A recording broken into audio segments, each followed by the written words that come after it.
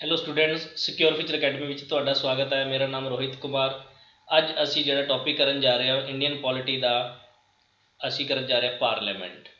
तो सब तो पहला अगर गल करिए पार्लीमेंट यानी कि संसद, असल दे विच गौरमेंट दे की है यानी कि सरकार दे की है, तीन अंग हुंदे है।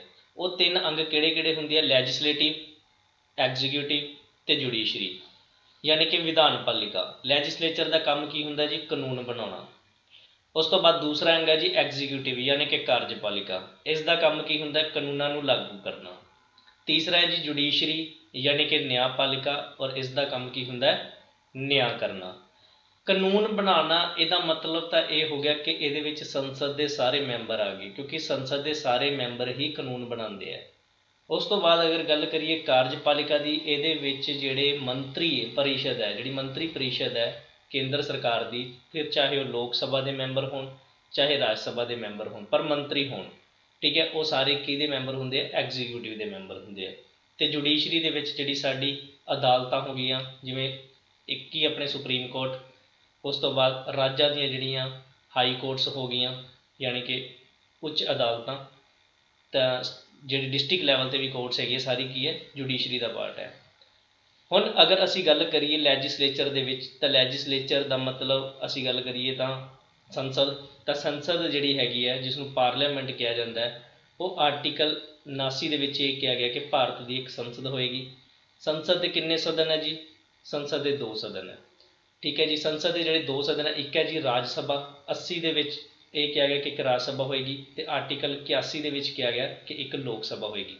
पर संसद दे याद रखियो, संसद सिर्फ लोक सभा तो राज सभा नाल ही नहीं बनती है, संसद 3 जने नाल बनती है, लोक सभा, राज सभा तो राष्ट्रपति। राष्ट्रपति के जोड़े आर्टिकल 52 तो लैके 62 तक है। राष्ट्रपति को संसद का अंग क्यों कहा जाता है? इस करके कहा जाता है क्योंकि इस दे साइन तो बिना कोई भी जोड़ा बिल है वो एक्ट नहीं बनता, यानी कि कोई भी बिल जोड़ा कानून नहीं बनता। तो सब तो पहले असीं गल करते हैं जी राज सभा की। राज सभा जोड़ा है वो संसद का की है? उपरला सदन है। तो इसनों जोड़ा स्थाई सदन भी कहा जाता है। क्यों कहा जाता स्थाई सदन? क्योंकि इसनों भंग नहीं किया जा सकता। हालांकि लोक सभा नूं भंग किया जा सकता है। लोक सभा की टर्म होंगी है 5 साल की, लेकिन उसनों 5 साल तो पहला भी खत्म किया जा सकता है। पर जोड़ा राज सभा है, इसनों इसकी टर्म होंगी है 6 साल, पर इसनों इनकी टर्म तो पहला खत्म नहीं किया जाता, इस करके इसनों कहा जाता है स्थाई सदन। उस तो बाद जेकर गल करिए मैंबरां की, तो राज सभा के 250 वध तो वध मैंबर होणगे, जिस दे विच 12 मैंबर राष्ट्रपति भेजदा है, जो कि 4 फील्ड है, साइंस, लिटरेचर, आर्ट ते सोशल सर्विस। इन्हां चारां दे विच जिन्हां नूं महारत हासिल हुंदी है, उन्हां विचों उन्हां मैंबरां नूं 12 मैंबरां नूं नोमीनेट करदा है प्रैजीडेंट। जिहड़े 238 बाकी बचे है वो कित्थों होणगे? वो राज्यां ते केंद्र शासित प्रदेशों के विचों होणगे। तो टोटल वध तो वध किन्ने मैंबर हो सकते हैं? 250। पर वर्तमान समय के विच जिहड़े मैंबर है वो 245 है, यानी कि 233 जिहड़े राज्यां ते केंद्र शासित प्रदेशों तो चुने जाते हैं, तो 12 नूं जिहड़ा राष्ट्रपति नामजद करता है। अगर गल करिए राज सभा की मैंबर बनने की उम्र, तो वह है जी 30 साल। तो समा अगर इन्हां दी टर्म की गल करिए तो वह हैगी है 6 साल। पर हर 2 साल बाद 1/3 यानी कि 1/3 मैंबर वो रिटायर हो जाते हैं, ਅਤੇ ਉਹਨਾਂ ਦੀ जगह 1/3 मैंबर ही नवे चुने जाते हैं। अगर तुहानूं पूछा जाए कि राज सभा के किन्ने मैंबर हर 2 साल बाद रिटायर होंगे, तो 1/3। इसनूं घुमा के भी क्वेश्चन पूछा जा सकता है कि राज सभा के किन्ने मैंबर 2 साल बाद चुने जाते हैं, तो वह भी आंसर क्या होगा? 1/3। हुण गल करते हैं कि राज सभा के मैंबर जिन्ने भी है ये कित्थों आते हैं? तो इन्हां नूं जिहड़ियां राज्यां दीयां विधान सभावां, जिवें साडी पंजाब की राज विधान सभा के किन्ने मैंबर है? 117, यानी कि अपने पंजाब के कुल MLA किन्ने है? 117। ये वोट करके राज सभा के मैंबरां नूं भेजणगे। तो ओबवियसली गल है, जिस राज दे विच जिस पार्टी की सरकार हुंदी है, उस पार्टी के ही मैंबर जिहड़े आ राज सभा च चुन के जाते हैं। ਤਾਂ ਇਹਦੀ ਜਿਹੜੀ ਵੋਟਿੰਗ ਹੈ ਸੇਮ ਰਾਸ਼ਟਰਪਤੀ ਵਾਂਗੂ ਹੀ ਪੈਂਦੀ ਹੈ, ਪ੍ਰੈਫਰੈਂਸ ਦਿੱਤੀ ਜਾਂਦੀ, ਸਿੰਗਲ ਟਰਾਂਸਫਰੇਬਲ ਵੋਟ ਹੈ। ਸਿੰਗਲ ਟਰਾਂਸਫਰੇਬਲ ਵੋਟ ਦਾ ਮਤਲਬ ਹੈ ਜਿਵੇਂ ਮੰਨ ਲਓ 3 ਕੈਂਡੀਡੇਟ ਹੋਣਗੇ, ਤਿੰਨਾਂ ਨੂੰ ਪ੍ਰੈਫਰੈਂਸ ਦਿੱਤੀ ਜਾਏਗੀ, ਫਸਟ ਸੈਕਿੰਡ ਥਰਡ। ਤਾਂ ਜਿਹੜਾ ਫਸਟ ਪ੍ਰੈਫਰੈਂਸ ਦੇ ਵਿੱਚ ਲਾਸਟ ਵਿੱਚ ਆਏਗਾ ਫਸਟ ਪ੍ਰੈਫਰੈਂਸ ਵਾਲਾ, ਫਿਰ ਉਹਦੀ ਜਿਹੜੀ ਸੈਕਿੰਡ ਪ੍ਰੈਫਰੈਂਸ ਵਾਲੀਆਂ ਵੋਟਾਂ ਉਹ 2 ਕੈਂਡੀਡੇਟ 'ਚ ਵੰਡੀਆਂ ਜਾਣਗੀਆਂ, ਫਿਰ ਉਹਨਾਂ 'ਚ ਜਿਹਦੇ ਕੋਲ ਜ਼ਿਆਦਾ ਵੋਟ ਹੋਈ ਉਹ ਜਿੱਤ ਜਾਏਗਾ। ਉਸ ਤੋਂ ਬਾਅਦ ਅਗਰ ਗੱਲ ਕਰੀਏ, ਹੁਣ UT 3 ਹੀ ਹੈ ਜਿੱਥੇ ਰਾਜ ਵਿਧਾਨ ਸਭਾ ਹੈਗੀ, ਤਾਂ ਇਹਦਾ ਮਤਲਬ 3 UT ਤੋਂ ਹੀ ਰਾਜ ਸਭਾ ਦੇ ਮੈਂਬਰ ਜਾਂਦੇ ਆ, ਠੀਕ ਹੈ। ਜਾਣੀ ਕਿ ਵਿਧਾਨ ਪਰਿਸ਼ਦ ਤੋਂ ਮੈਂਬਰ ਜਿਹੜੇ ਆ ਉਹਨਾਂ ਦਾ ਕੋਈ ਲੈਣਾ ਦੇਣਾ ਨਹੀਂ, ਸਿਰਫ ਇਹ ਜਿਹੜੇ ਵਿਧਾਨ ਸਭਾ ਹੈਗੀ ਆ ਉਹੀ ਮੈਂਬਰ ਚੁਣ ਕੇ ਭੇਜਦੇ ਆ।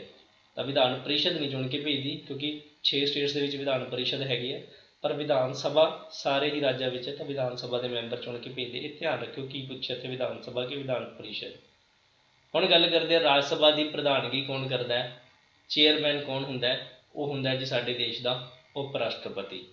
ਅਤੇ ਉਪ ਰਾਸ਼ਟਰਪਤੀ ਨੂੰ ਕੌਣ ਚੁਣਦਾ ਹੈ? ਸੰਸਦ ਦੇ ਸਾਰੇ ਮੈਂਬਰ, ਚਾਹੇ ਉਹ ਚੁਣੇ ਗਏ ਹੈ ਚਾਹੇ ਉਹ ਨਾਮਜ਼ਦ ਕੀਤੇ ਗਏ ਹੈ, ਸਾਰੇ ਦੇ ਸਾਰੇ ਮੈਂਬਰ ਹੀ ਉਪ ਰਾਸ਼ਟਰਪਤੀ ਦੀ ਚੋਣ ਵਿੱਚ ਹਿੱਸਾ ਲੈਂਦੇ ਹੈ। ਪਰ ਰਾਸ਼ਟਰਪਤੀ ਦੇ ਮਾਮਲੇ ਵਿੱਚ ਅਗਰ ਗੱਲ ਕਰੀਏ ਤਾਂ ਰਾਜ ਸਭਾ ਅਤੇ ਲੋਕ ਸਭਾ ਦੇ ਚੁਣੇ ਹੋਏ ਮੈਂਬਰ ਹੀ ਸਿਰਫ ਹਿੱਸਾ ਲੈਂਦੇ ਸੀ, ਨਾਮਜ਼ਦ ਮੈਂਬਰ ਹਿੱਸਾ ਨਹੀਂ ਲੈਂਦੇ ਸੀ। ਔਰ ਇੱਕ ਗੱਲ ਹੋਰ ਯਾਦ ਰੱਖਣੀ ਹੈ, ਰਾਸ਼ਟਰਪਤੀ ਦੇ ਮਾਮਲੇ ਦੇ ਵਿੱਚ, ਚੋਣ ਦੇ ਮਾਮਲੇ ਵਿੱਚ ਜਿਹੜੀਆਂ ਰਾਜਾਂ ਦੀਆਂ ਵਿਧਾਨ ਸਭਾਵਾਂ ਸੀ ਉਹ ਵੀ ਹਿੱਸਾ ਲੈਂਦੇ ਸੀ, ਪਰ ਉਪ ਰਾਸ਼ਟਰਪਤੀ ਦੇ ਮਾਮਲੇ ਵਿੱਚ ਜਿਹੜੀਆਂ ਰਾਜਾਂ ਦੀ ਵਿਧਾਨ ਸਭਾ ਦੇ ਮੈਂਬਰ ਆ ਉਹ ਹਿੱਸਾ ਨਹੀਂ ਲੈਂਦੇ ਸੀ। ਤਾਂ ਉਪ ਰਾਸ਼ਟਰਪਤੀ ਨੂੰ ਰਾਜ ਸਭਾ ਦਾ ਪ੍ਰਧਾਨ ਸਭਾਪਤੀ ਜਾਂ ਐਕਸ ਓਫੀਸ਼ੋ ਚੇਅਰਮੈਨ ਵੀ ਕਿਹਾ ਜਾਂਦਾ ਹੈ, ਕਿਉਂਕਿ ਇਹਦਾ ਪ੍ਰਧਾਨ ਸਭਾਪਤੀ ਦਾ ਮਤਲਬ ਕੀ ਹੁੰਦਾ ਹੈ? ਜੋ ਪ੍ਰਧਾਨਗੀ ਤਾਂ ਕਰਦਾ ਹੈ ਪਰ ਮੈਂਬਰ ਨਹੀਂ ਹੁੰਦਾ। ਕਿਉਂਕਿ ਦੇਖੋ ਰਾਜ ਸਭਾ ਦੀ ਪ੍ਰਧਾਨਗੀ ਕੌਣ ਕਰਦਾ ਹੈ? ਜਿਹੜਾ ਆਪਣਾ ਵਾਈਸ ਪ੍ਰੈਜ਼ੀਡੈਂਟ ਯਾਨੀ ਕਿ ਉਪ ਰਾਸ਼ਟਰਪਤੀ। ਪਰ ਉਪ ਰਾਸ਼ਟਰਪਤੀ ਚੁਣਿਆ ਜਾਂਦਾ ਹੈ, ਉਹ ਰਾਜ ਸਭਾ ਦਾ ਤਾਂ ਮੈਂਬਰ ਹੁੰਦਾ ਹੀ ਨਹੀਂ, ਇਸ ਕਰਕੇ ਇਹਨੂੰ ਕਿਹਾ ਜਾਂਦਾ ਪ੍ਰਧਾਨ ਸਭਾਪਤੀ ਯਾਨੀ ਕਿ ਐਕਸ ਓਫੀਸ਼ੀਅਲ ਚੇਅਰਮੈਨ। ਤਾਂ ਉਪ ਰਾਸ਼ਟਰਪਤੀ ਬਣਨ ਦੀ ਜਿਹੜੀ ਉਮਰ ਹੈ ਉਹ ਕਿੰਨੀ ਹੈ ਜੀ? ਜਿੰਨੀ ਰਾਸ਼ਟਰਪਤੀ ਦੀ ਬਣਨ ਦੀ ਹੈ। ਕਿੰਨੀ? 35 ਸਾਲ। ਸਮਾਂ ਇਹਦਾ ਕਿੰਨਾ ਹੈ? 5 ਸਾਲ। ਉਪ ਰਾਸ਼ਟਰਪਤੀ ਦੀ ਚੋਣ ਲੋਕ ਸਭਾ ਅਤੇ ਰਾਜ ਸਭਾ ਯਾਨੀ ਕਿ ਸੰਸਦ ਦੇ ਦੁਆਰਾ ਕੀਤੀ ਜਾਂਦੀ ਹੈ, ਚਾਹੇ ਉਹ ਨਾਮਜ਼ਦ ਮੈਂਬਰ ਹੋਣ ਚਾਹੇ ਚੁਣੇ ਜਾਣ। ਉਪ ਰਾਸ਼ਟਰਪਤੀ ਦੀ ਨਿਯੁਕਤੀ ਕੌਣ ਕਰਦਾ ਹੈ? ਰਾਸ਼ਟਰਪਤੀ ਦੁਆਰਾ ਕੀਤੀ ਜਾਂਦੀ ਹੈ। ਜਿਹੜਾ ਬੰਦਾ ਚੁਣਿਆ ਜਾਂਦਾ ਹੈ ਉਸ ਨੂੰ ਰਾਸ਼ਟਰਪਤੀ ਜਿਹੜਾ ਕੀ ਹੈ ਬਾਅਦ ਵਿੱਚ ਜਿਹੜਾ ਅਪੁਆਇੰਟ ਕਰ ਦਿੰਦਾ ਉਪ ਰਾਸ਼ਟਰਪਤੀ ਦੇ ਤੌਰ 'ਤੇ। ਕੰਮ ਕੀ ਹੈ ਜੀ? ਦੇਖੋ ਉਪ ਰਾਸ਼ਟਰਪਤੀ ਅਸਲ ਦੇ ਵਿੱਚ ਅਸੀਂ ਤਾਂ ਹੀ ਚੁਣਦੇ ਹਾਂ ਕਿ ਰਾਸ਼ਟਰਪਤੀ ਦੀ ਗੈਰ ਹਾਜ਼ਰੀ ਦੇ ਵਿੱਚ ਉਪ ਰਾਸ਼ਟਰਪਤੀ ਉਹ ਰਾਸ਼ਟਰਪਤੀ ਦੇ ਕੰਮ ਸੰਭਾਲ ਸਕੇ, ਕਿਉਂਕਿ ਉਹ ਰਾਸ਼ਟਰਪਤੀ ਦੇ ਸਿਗਨੇਚਰ ਤੋਂ ਬਿਨਾਂ ਕੇਂਦਰ ਸਰਕਾਰ ਦਾ ਕੋਈ ਵੀ ਕੰਮ ਨਹੀਂ ਹੁੰਦਾ, ਇਸ ਕਰਕੇ ਕੰਮ ਰੁਕੇ ਨਾ ਸਰਕਾਰ ਦਾ, ਤਾਂ ਕਰਕੇ ਇਹ ਪ੍ਰੋਵੀਜ਼ਨਸ ਰੱਖੀ ਗਈ ਹੈ। ਪਰ ਜੇ ਰਾਸ਼ਟਰਪਤੀ ਆਪਦੀ ਕੁਰਸੀ 'ਤੇ ਹੈ ਤਾਂ ਫਿਰ ਉਪ ਰਾਸ਼ਟਰਪਤੀ ਤਾਂ ਵਿਹਲਾ ਹੀ ਹੈ। ਉਪ ਰਾਸ਼ਟਰਪਤੀ ਕੀ ਕਰੇਗਾ? ਤਾਂ ਉਪ ਰਾਸ਼ਟਰਪਤੀ ਜਿਹੜਾ ਹੈਗਾ ਇਸ ਲਈ ਉਹਨੂੰ ਕੰਮ ਦੇ ਦਿੱਤਾ ਜਾਂਦਾ, ਉਹ ਜਿਹੜੀ ਰਾਜ ਸਭਾ ਦੀ ਪ੍ਰਧਾਨਗੀ ਕਰਦਾ ਹੈ। ਉਪ ਰਾਸ਼ਟਰਪਤੀ ਨੂੰ ਲੋਕ ਸਭਾ ਦੀ ਸਹਾਇਤਾ ਨਾਲ ਰਾਜ ਸਭਾ ਦੁਆਰਾ ਬਿੱਲ ਪਾਸ ਕਰਕੇ ਹਟਾਇਆ ਜਾ ਸਕਦਾ ਹੈ। ਬਿਲਕੁਲ, ਵੈਸੇ ਤਾਂ ਉਪ ਰਾਸ਼ਟਰਪਤੀ ਨੂੰ ਜਿਹੜਾ ਹੈ ਉਹ ਰਾਜ ਸਭਾ ਦੇ ਮੈਂਬਰ ਹੀ ਹਟਾਉਂਦੇ ਆ, ਪਰ ਲੋਕ ਸਭਾ ਦੀ ਵੀ ਇਹਦੇ 'ਚ ਜਿਹੜੀ ਕੀ ਹੈ ਰਾਏ ਲਿੱਤੀ ਜਾਂਦੀ ਹੈ, ਠੀਕ ਹੈ। ਤਾਂ ਫਿਰ ਇਸ ਨੂੰ ਉਪ ਰਾਸ਼ਟਰਪਤੀ ਨੂੰ ਹਟਾਇਆ ਜਾਂਦਾ। ਬਾਕੀ ਅਸੀਂ ਉਪ ਰਾਸ਼ਟਰਪਤੀ ਵਾਲਾ ਥੋੜ੍ਹਾ ਚੈਪਟਰ ਕਰਾਂਗੇ, ਕੀਤਾ ਨਹੀਂ ਹੈ, ਰਾਸ਼ਟਰਪਤੀ ਵਾਲਾ ਕੀਤਾ ਸੀ, ਉਹਦੇ ਵਿੱਚ ਥੋੜ੍ਹੇ ਹੋਰ ਵੀ ਬਹੁਤ ਸਾਰੀਆਂ ਚੀਜ਼ਾਂ ਕਰਨ ਵਾਲੀਆਂ ਉਹ ਵੀ ਕਰਾਂਗੇ। ਤਿਆਗ ਪੱਤਰ, ਠੀਕ ਹੈ, ਉਪ ਰਾਸ਼ਟਰਪਤੀ ਆਪਣਾ ਤਿਆਗ ਪੱਤਰ ਰਾਸ਼ਟਰਪਤੀ ਨੂੰ ਦਿੰਦਾ ਹੈ ਅਤੇ ਰਾਸ਼ਟਰਪਤੀ ਆਪਣਾ ਤਿਆਗ ਪੱਤਰ ਉਪ ਰਾਸ਼ਟਰਪਤੀ ਨੂੰ ਦਿੰਦਾ ਹੈ। ਭਾਰਤ ਦਾ ਜਿਹੜਾ ਪਹਿਲਾ ਉਪ ਰਾਸ਼ਟਰਪਤੀ ਸੀ ਉਹ ਸੀ ਡਾਕਟਰ ਰਾਧਾ ਕ੍ਰਿਸ਼ਨਨ।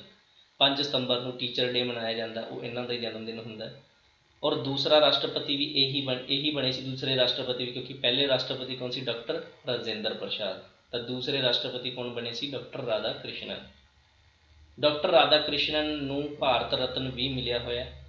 ਅਗਰ ਗੱਲ ਕਰੀਏ ਵਰਤਮਾਨ ਯਾਨੀ ਕਿ 13ਵਾਂ ਉਪ ਰਾਸ਼ਟਰਪਤੀ, ਤਾਂ ਉਹ ਹੈ ਜੀ ਵੈਂਕਈਆ ਨਾਇਡੂ, ਠੀਕ ਹੈ। ਤੁਸੀਂ ਦੇਖਿਓ ਰਾਜ ਸਭਾ ਦੀ ਪ੍ਰਧਾਨਗੀ ਕਰਦੇ ਇਹ। ਉਪ ਰਾਸ਼ਟਰਪਤੀ ਦੀ ਗੈਰ ਹਾਜ਼ਰੀ ਦੇ ਵਿੱਚ ਫਿਰ ਰਾਜ ਸਭਾ ਦੇ ਸਭ ਕੰਮ ਕੌਣ ਕਰਦਾ? ਡਿਪਟੀ ਸਪੀਕਰ ਕਰਦਾ, ਕਿਉਂਕਿ ਅਗਰ ਚੇਅਰਮੈਨ ਗੈਰ ਹਾਜ਼ਰ ਹੈ ਤਾਂ ਡਿਪਟੀ ਚੇਅਰਮੈਨ ਸੰਭਾਲੇਗਾ, ਠੀਕ ਹੈ।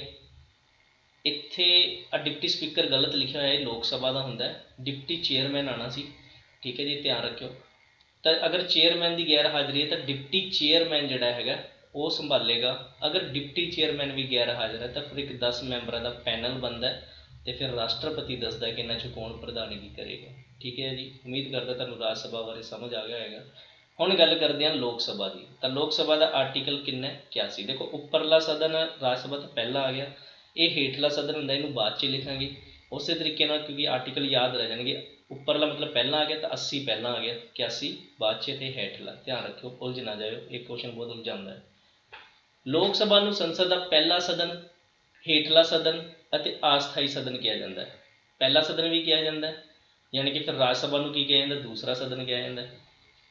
ਹੁਣ ਉੱਪਰਲੇ ਦੇ ਅਕੋਰਡਿੰਗ ਦੇਖਿਆ ਤਾਂ ਆਪਾਂ ਉਹ ਪਹਿਲਾਂ ਲਿਖਾਂਗੇ ਜੇ ਅਗਰ ਲੋਜਿਕ ਲਗਾਉਣਾ ਨਾ। ਹੇਠਲਾ ਸਦਨ ਵੀ ਇਹਨੂੰ ਕਿਹਾ ਜਾਂਦਾ ਹੈ ਅਤੇ ਅਸਥਾਈ ਵੀ। ਅਸਥਾਈ ਕਿਉਂ ਕਿਹਾ ਜਾਂਦਾ, ਕਿਉਂਕਿ ਇਸ ਨੂੰ ਭੰਗ ਕੀਤਾ ਜਾ ਸਕਦਾ। ਅਗਰ ਮੈਂਬਰਾਂ ਦੀ ਗੱਲ ਕਰੀਏ ਤਾਂ ਵੱਧ ਤੋਂ ਵੱਧ ਮੈਂਬਰ ਜਿਹੜੇ ਉਹ 552 ਹੁੰਦੇ ਆ। 550 ਜਿਹੜੇ ਚੁਣ ਕੇ ਆਉਂਦੇ ਆ ਅਤੇ 2 ਐਂਗਲੋ ਇੰਡੀਅਨ ਜਿਨ੍ਹਾਂ ਨੂੰ ਨਾਮਜ਼ਦ ਕੀਤਾ ਜਾਂਦਾ ਸੀ, ਪਰ ਉਹ ਹੁਣ ਇਹ ਪ੍ਰੋਵੀਜ਼ਨ ਖਤਮ ਕਰਤੀ ਹੈ। ਇਹ 2 ਮੈਂਬਰ ਐਂਗਲੋ ਇੰਡੀਅਨ ਹੁੰਦੇ ਸੀ, ਠੀਕ ਹੈ। ਜਦੋਂ Anglo Indian community, Anglo Indian ਦਾ ਮਤਲਬ ਜਿਹਦੇ ਪੇਰੈਂਟਸ ਦੇ ਵਿੱਚੋਂ ਇੱਕ ਬਾਹਰ ਦਾ ਮਤਲਬ ਫੋਰਨ ਦਾ, ਠੀਕ ਹੈ, ਇੰਗਲੈਂਡ ਦਾ ਅਤੇ ਇੱਕ ਇੰਡੀਆ ਦਾ ਹੋਵੇ। ਪਰ ਵੈਸੇ ਤਾਂ ਐਂਗਲੋ ਇੰਡੀਅਨ ਦਾ ਸਹੀ ਮਤਲਬ ਤਾਂ ਇਹੀ ਹੈ ਜਿਨ੍ਹਾਂ 'ਚੋਂ ਇੱਕ ਇੰਗਲੈਂਡ ਦਾ ਅਤੇ ਇੱਕ ਇੰਡੀਆ ਦਾ ਹੋਵੇ। ਪਰ ਇੱਥੇ ਸਿਰਫ ਮੇਲ ਵਾਲੀ ਸਾਈਡ ਤੋਂ ਦੇਖਿਆ ਜਾਂਦਾ ਸੀ। ਰਾਸ਼ਟਰਪਤੀ ਦੁਆਰਾ ਇਹ ਨਾਮਜ਼ਦ ਕੀਤੇ ਜਾਂਦੇ ਸੀ। ਅਗਰ ਵਰਤਮਾਨ ਦੇ ਵਿੱਚ ਗੱਲ ਕਰੀਏ ਲੋਕ ਸਭਾ ਦੇ ਜਿਹੜੇ ਆ 545 ਮੈਂਬਰ ਹੈ, ਕਿਉਂਕਿ 2 ਐਂਗਲੋ ਇੰਡੀਅਨ ਉਹ ਤਾਂ ਹਜੇ ਵੀ ਚੱਲ ਹੀ ਰਿਹਾ ਨਾ, ਅਗਲੀ ਵਾਰ ਤੋਂ ਨਹੀਂ ਮਤਲਬ ਕਿ ਉਹਨਾਂ ਨੂੰ ਨੋਮੀਨੇਟ ਕਰਨਗੇ, ਹਜੇ ਤਾਂ ਚੱਲ ਹੀ ਰਹੇ ਆ। ਤਾਂ 543 ਚੁਣ ਕੇ ਆਏ ਅਤੇ 2 ਕੌਣ ਹੈ, ਐਂਗਲੋ ਇੰਡੀਅਨ। ਅਗਰ ਗੱਲ ਕਰੀਏ ਲੋਕ ਸਭਾ ਦੇ ਮੈਂਬਰ ਬਣਨ ਦੀ ਉਮਰ ਤਾਂ ਉਹ ਹੈਗੀ ਹੈ ਜੀ 25 ਸਾਲ। ਅਗਰ ਸਮੇਂ ਦੀ ਗੱਲ ਕਰੀਏ ਤਾਂ ਇਹਨਾਂ ਦੀ ਟਰਮ ਹੁੰਦੀ ਹੈ 5 ਸਾਲ ਦੀ, ਕਿਉਂਕਿ ਪਰ 5 ਸਾਲ ਤੋਂ ਪਹਿਲਾਂ ਵੀ ਅਗਰ ਸੰਸਦ ਨੂੰ ਭੰਗ ਕੀਤਾ ਜਾਵੇ ਤਾਂ ਕੀਤਾ ਜਾ ਸਕਦਾ ਹੈ, ਅਗਰ ਪ੍ਰਧਾਨ ਮੰਤਰੀ ਕਵੇ ਤਾਂ। ਹੁਣ ਲੋਕ ਸਭਾ ਦੀ ਪ੍ਰਧਾਨਗੀ ਕੌਣ ਕਰਦਾ, ਲੋਕ ਸਭਾ ਦੀ ਪ੍ਰਧਾਨਗੀ ਕਰਦਾ ਲੋਕ ਸਭਾ ਦਾ ਸਪੀਕਰ। ਅਤੇ ਸਪੀਕਰ ਜਿਹੜਾ ਹੈਗਾ ਉਹਨੂੰ ਕੌਣ ਚੁਣਦਾ, ਲੋਕ ਸਭਾ ਦੇ ਮੈਂਬਰ ਹੀ ਚੁਣਦੇ ਆ ਆਪ ਦੇ ਵਿੱਚੋਂ। ਆਮ ਤੌਰ 'ਤੇ ਜੋ ਰੂਲਿੰਗ ਪਾਰਟੀ ਹੈ ਉਹਦਾ ਮੈਂਬਰ ਹੀ ਸਪੀਕਰ ਬਣਦਾ ਅਤੇ ਇੱਕ ਚੁਣਿਆ ਜਾਂਦਾ ਸਾਰਿਆਂ ਦੇ ਵਿੱਚੋਂ ਡਿਪਟੀ ਸਪੀਕਰ। ਹੁਣ ਗੱਲ ਕਰਦੇ ਹਾਂ ਸਪੀਕਰ ਦੀ। ਉਹੀ ਅਗਰ ਦੇਖੋ ਸਪੀਕਰ ਉਹੀ ਬਣੂਗਾ ਜੋ ਲੋਕ ਸਭਾ ਦਾ ਮੈਂਬਰ ਹੈ, ਤਾਂ ਓਬਵੀਅਸਲੀ ਗੱਲ ਹੈ ਜੇ ਲੋਕ ਸਭਾ ਦੇ ਮੈਂਬਰ ਬਣਨ ਦੀ ਉਮਰ 25 ਸਾਲ ਹੈ ਤਾਂ ਸਪੀਕਰ ਦੀ ਵੀ ਕਿੰਨੀ ਹੋਊਗੀ, 25 ਸਾਲ ਹੀ ਹੋਊਗੀ। ਅਤੇ ਸਮਾਂ 25 ਸਾਲ ਹੀ ਇਸ ਤੋਂ ਵੱਧ, ਸਮਾਂ ਇਹਦਾ ਵੀ 5 ਸਾਲ ਹੀ ਹੈ। ਇੱਕ ਹੁੰਦਾ ਪ੍ਰੋਟੈਮ ਸਪੀਕਰ, ਵੈਰੀ ਵੈਰੀ ਇੰਪੋਰਟੈਂਟ, ਕਈ ਵਾਰੀ ਕੁਐਸਚਨ ਪੁੱਛਿਆ ਜਾ ਚੁੱਕਾ ਹੈ। ਪ੍ਰੋਟੈਮ ਸਪੀਕਰ, ਇਹਨੂੰ ਆਰਜੀ ਸਪੀਕਰ ਵੀ ਕਹਿੰਦੇ ਆ। ਇਸ ਦੀ ਨਿਯੁਕਤੀ ਕੌਣ ਕਰਦਾ, ਰਾਸ਼ਟਰਪਤੀ। ਅਸਲ ਦੇ ਵਿੱਚ ਕੀ ਹੈ, ਜਦੋਂ ਲੋਕ ਸਭਾ ਦੇ ਇਲੈਕਸ਼ਨ ਹੁੰਦੇ ਆ ਅਤੇ ਜਦੋਂ ਲੋਕ ਸਭਾ ਚੁਣ ਕੇ ਉੱਥੇ ਜਾਂਦੀ ਹੈ, ਰਾਸ਼ਟਰਪਤੀ ਕੀ ਕਰਦੇ ਆ, ਜੋ ਸੀਨੀਅਰ ਮੋਸਟ ਬੰਦਾ ਹੁੰਦਾ ਉੱਥੇ ਉਸ ਨੂੰ ਇੱਕ ਪ੍ਰੋਟੈਮ ਸਪੀਕਰ ਦੇ ਤੌਰ 'ਤੇ ਚੁਣ ਲੈਂਦੇ ਆ। ਫਿਰ ਉਹ ਪ੍ਰੋਟੈਮ ਸਪੀਕਰ ਕੀ ਕਰਦਾ ਹੈ, ਜੋ ਵੀ ਲੋਕ ਸਭਾ ਦੇ ਮੈਂਬਰ ਹੈ ਸਾਰਿਆਂ ਨੂੰ ਸਹੁੰ ਚੁਕਾਉਂਦਾ ਜਾਂਦਾ ਹੈ, ਸਾਰਿਆਂ ਨੂੰ ਸਹੁੰ ਚੁਕਾ ਦਿੰਦੇ ਆ ਅਤੇ ਬਿਠਾ ਦਿੰਦੇ ਆ। ਫਿਰ ਉਹਦੀ ਪ੍ਰਧਾਨਗੀ ਦੇ ਵਿੱਚ ਜਿਹੜਾ ਕੀ ਹੈ ਇੱਕ ਸਪੀਕਰ ਚੁਣਿਆ ਜਾਂਦਾ। ਤਾਂ ਬਸ ਇਹਦਾ ਇੰਨਾ ਹੀ ਕੰਮ ਹੁੰਦਾ ਕਿ ਸਮਝ ਲਓ ਇਹਦੇ ਖੜ੍ਹੇ ਖੜ੍ਹੇ ਹੀ ਕਹਿ ਲਓ ਬਈ ਸਪੀਕਰ ਦੀ ਚੋਣ ਕਰਨੀ ਹੁੰਦੀ ਹੈ ਇਹਦੀ ਹਾਜ਼ਰੀ 'ਚ, ਇਹਦੀ ਪ੍ਰਧਾਨਗੀ 'ਚ। ਇਸ ਕਰਕੇ ਇਸ ਨੂੰ ਪ੍ਰੋਟੈਮ ਸਪੀਕਰ ਕਿਹਾ ਜਾਂਦਾ, ਯਾਨੀ ਕਿ ਆਰਜੀ ਸਪੀਕਰ। ਇੱਕ ਚੀਜ਼ ਹੋਰ ਹੈ, ਵੈਸੇ ਪੇਪਰ 'ਚ ਤਾਂ ਨਹੀਂ ਆਉਂਦੀ ਪਰ ਚਲੋ ਦੱਸ ਦਿੰਦਾ। ਅਗਰ ਕੋਈ ਮੈਂਬਰ ਰਾਜ ਸਭਾ ਦਾ ਜਾਂ ਲੋਕ ਸਭਾ ਦਾ ਬਿਨਾਂ ਸਹੁੰ ਚੱਕੇ ਬੈਠਿਆ ਸੈਸ਼ਨ ਦੇ ਵਿੱਚ ਤਾਂ ਪਰ ਡੇ ਨੂੰ 500 ਰੁਪਏ ਜੁਰਮਾਨਾ ਪਏਗਾ। ਹਾਲਾਂਕਿ ਪੇਪਰ 'ਚ ਨਹੀਂ ਆਇਆ ਹੋਇਆ ਕਦੇ।